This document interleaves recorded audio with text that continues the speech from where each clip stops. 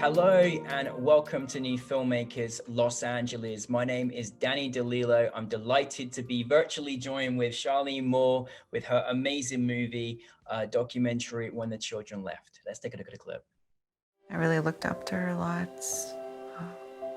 She really liked dressing up and liked makeup, and she was really girly, and she had lots of friends, and she was really fun to be around with. I was always looking at her posters and admiring her clothes. I was 9 years old, and she was 14 when she went missing. Charlene, thank you so much for bringing your film to us. It's a mesmerizing story, and I'm so glad you brought it to us and that you made a film about it. But for those that haven't seen it, tell us a brief synopsis. So When the Children Left is a short documentary that follows Angelina McLeod on her journey back home to honor her sister's spirit after she went missing going to school when she was younger. It's disgusting what happened to her and to many others. And it's, sadly in Canada and the US, these situations were common and not spoken about enough. And so many people have suffered from it. And I'm so glad you made this story because it was an important one to tell for your country as well, and for the world to see. Where did the inspiration come for you in deciding to create this into a documentary? Well, for me, I grew up in the city of Winnipeg. And so I was lucky that I was able to just go to school like anybody else and live with my family.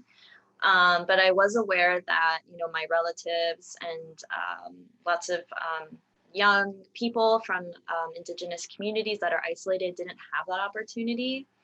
But it wasn't until I had talked to Ange, she's also a director, and I was doing sound on her series that she was doing about the Freedom Road that Shoal Lake 40 First Nation built. And she was telling me this story about her sister, and it was the first time I had thought about how dangerous it was and scary it was for children to have to leave their communities and leave their homes to go to school. And when she told me that for her and her sister, when they went to school, it was just random, that they just put an ad in the paper and they stayed with strangers.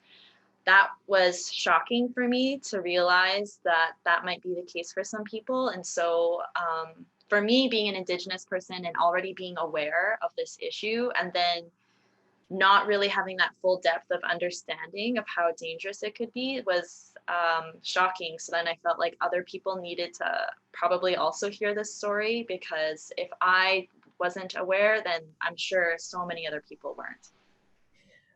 I mean, this particular story and Angelina is just, it's hard when you're having to talk about your own personal experiences.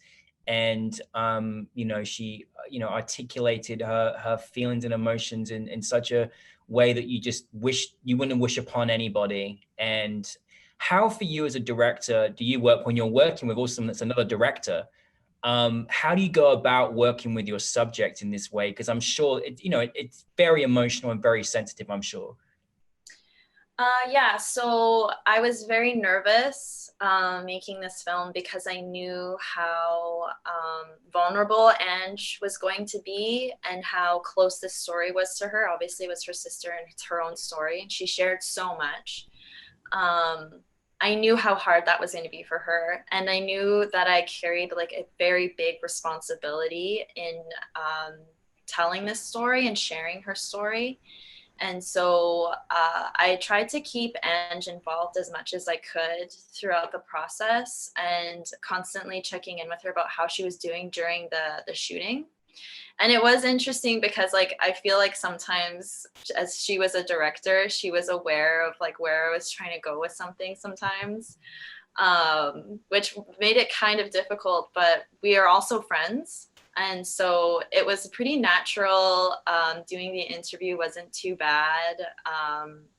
And I feel like we have a pretty comfortable relationship. So she was comfortable enough to talk to me about maybe when she wasn't feeling comfortable. And I tried to just do my best to make the space as safe as it could be for her. And when she had to go into those moments and talk about things, because as it's stated in the film, she kind of repressed all of these emotions and all of these memories. And so this was sort of like opening all of that up. And so I had to be very careful so that she would feel safe and comfortable enough to do that.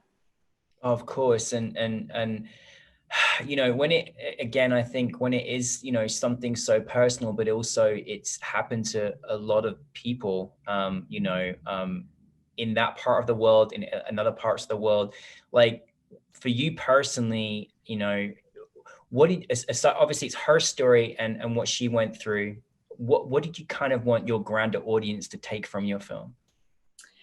Well, my main thing was I wanted to raise awareness.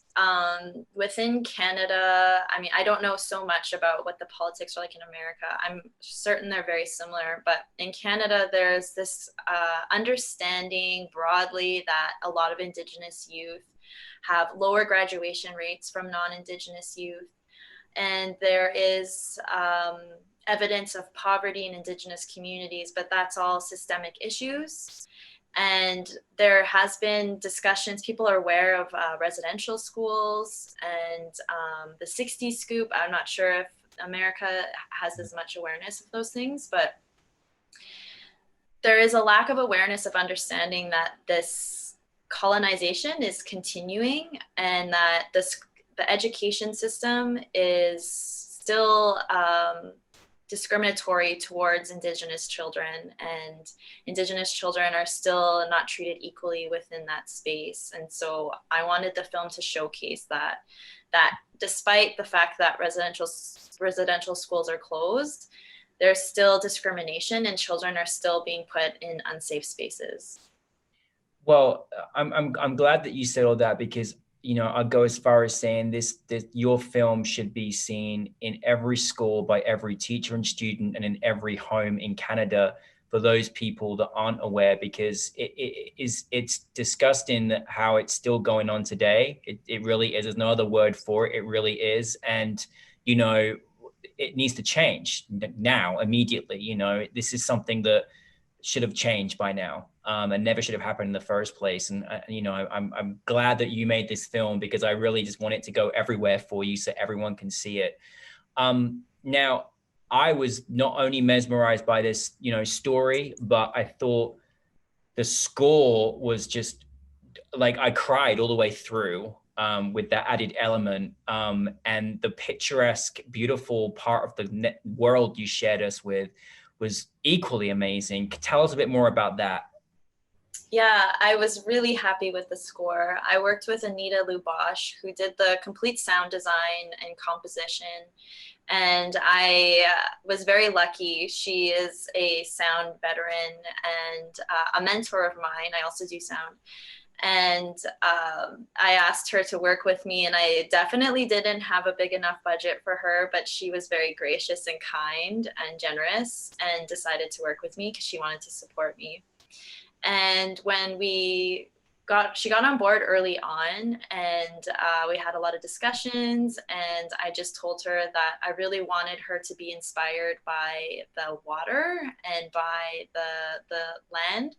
So there's like a lot of nature shots in the film, and I tried to ask her if she could try and, you know, use that as inspiration. And I think she did a really great job. The way that she flows in and out of the scenes, the strings that she utilizes, and the piano, I just felt like it was all very beautiful in the moments that we're trying to showcase this Indigenous family bonding and loving and everything.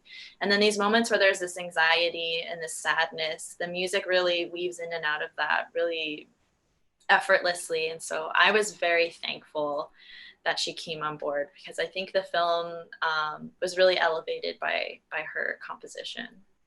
Oh, most definitely. I mean, it just works so well together with everything that you captured as a director to, you know, the score. It just was a perfect combination. and, you know, strung your hearts as well. It really did. You know, you obviously captured this, you know, just this natural beauty of the world. Like, how difficult was that? Because some of those shots look like, oh my goodness, like, you know, was that kind of difficult to do? Because obviously being exterior, sometimes you're challenged without in nature to kind of get some of these shots. How was that experience? Well, we shot, so Sam Carney was the DOP. He was the cinematographer for this shoot. And I had looked at some of his work previously, and it was very similar to the style that I really enjoy. And so I wanted to work with him, and thankfully he was available. And we shot this over 2 days or 3 days, 2.5 days. Mhm. And we spent one of the days before Ange came, we just were getting B-roll of Kenora, of Shoal Lake, of the nature. Because for me, it was really important that we have these beautiful shots of Shoal Lake and the water, because I wanted the land and the water to be a part of the film, like a character in the film. Just to showcase like the beauty of this community and the space that they were living in, and then like having to be relocated away from that into this city, or it's not really a city, to town, but comparatively it's so much different, and how much of a culture shock that would be. So I wanted this juxtaposition of these two different spaces. And I think Sam was the perfect person to shoot it, because he, like, we had a lot of conversations prior to the shoot, and then when we got there, he knew exactly, you know, what I was looking for, and he was able to just get it, and I was able to really focus in on working with Ange, and so that was really nice.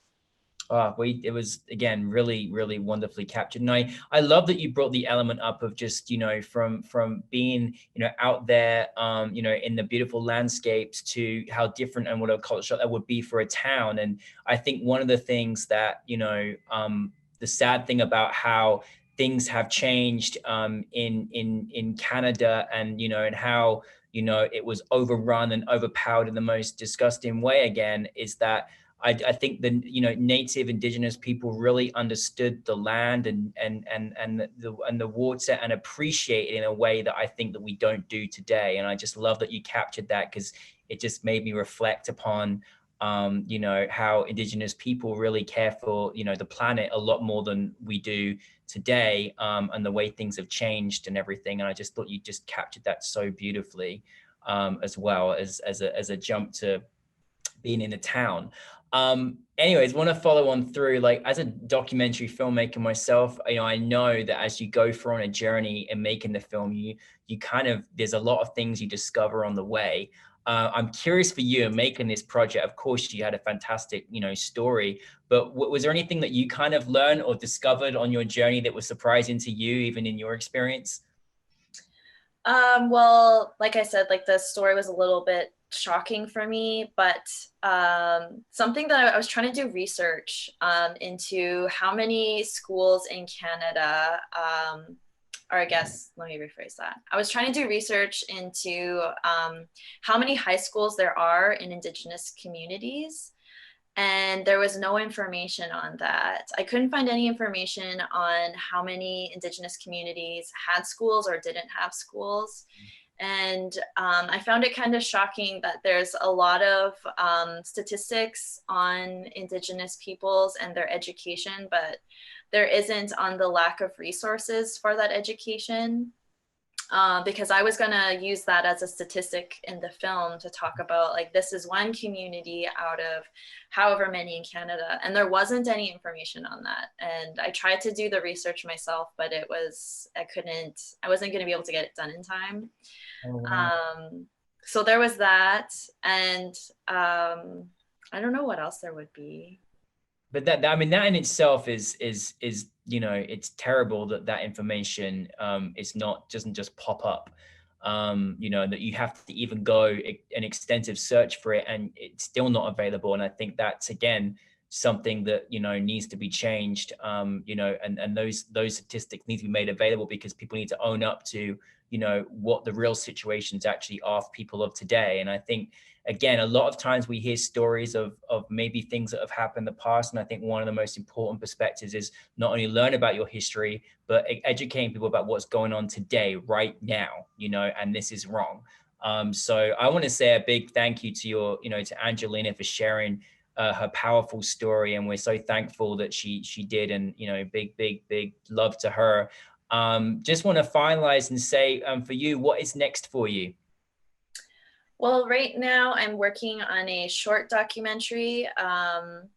I'm being mentored by Alanis Obomsawin to make a short documentary, and that should be done by next winter. And then I'm working on a feature film, which is a documentary about my family going on a journey to their first ceremony.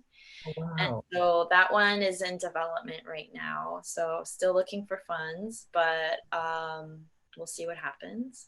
Oh, fantastic. Fantastic. Well, I'm so honored that you brought this film to us, and thank you so much for your artistic vision, and just keep making more movies, because the movies you're making are, they are changing, enhancing, and educating lives as well as entertaining. So thank you very, very much. We appreciate you.